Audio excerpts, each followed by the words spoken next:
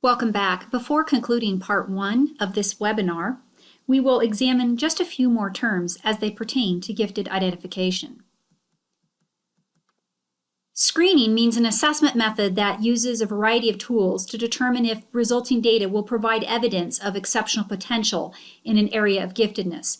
Now, these screening tools may be qualitative or quantitative in nature, as we've discussed previously. They may be standardized or they may be normative. Screening data are one component in a body of evidence for making identification and instructional decisions. Now, our guidelines establish the need to provide multiple pathways for a gifted identification referral. This graphic represents some of those different pathways of referral for the gifted screening process.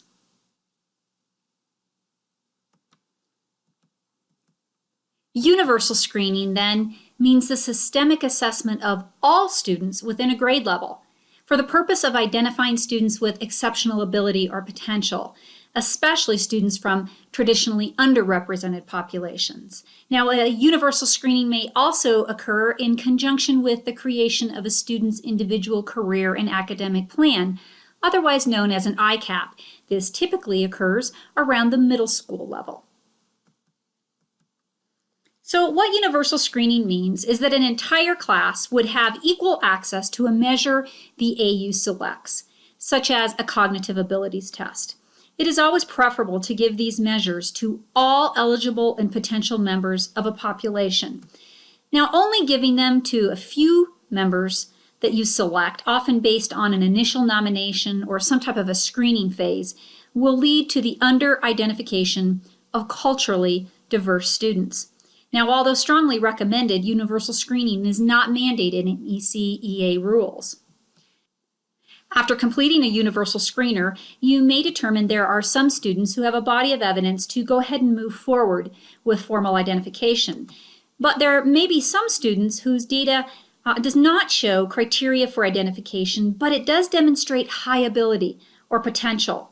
A district might then consider collecting additional data on these students or adding these students to what we call the talent pool.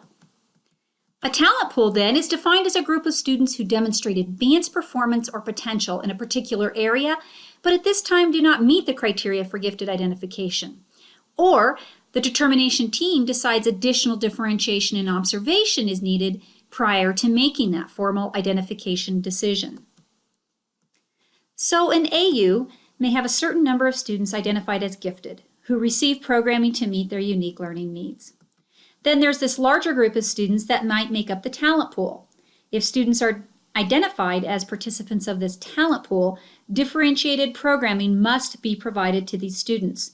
Simply flagging their names and including them for an on-watch list is not creating a talent pool. The question that districts must then answer is, which students will be selected for our talent pool? What type of programming will they receive? And for how long will they remain in our talent pool? It is the hope that by putting students into a talent pool within 1 to 3 years, the student has supporting data to make a formal gifted identification. Again, strongly recommended as best practice, the creation of a talent pool is not mandated in rule. So let's review. The identification process begins with a referral.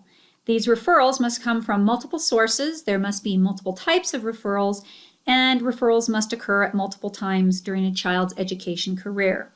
The referral then leads to the collection of a body of evidence. The body of evidence must contain quantitative and qualitative data.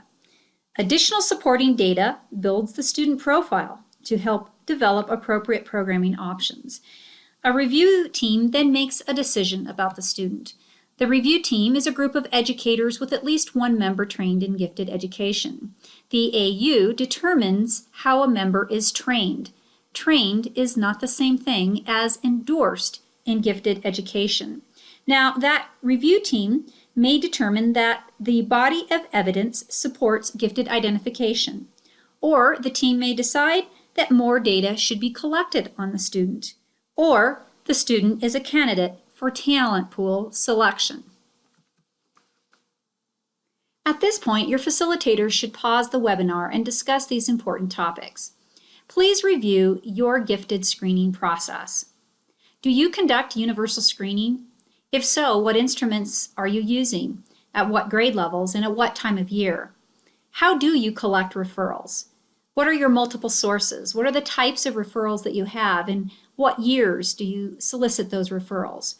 Do you identify a talent pool? If so, what criteria are used for identification into that talent pool? How long do students stay in the talent pool? And what type of programming do students receive? At this point, we'll ask you to pause the webinar. You will then be ready to begin part 2 of the Gifted Identification webinar, which will review the areas of identification.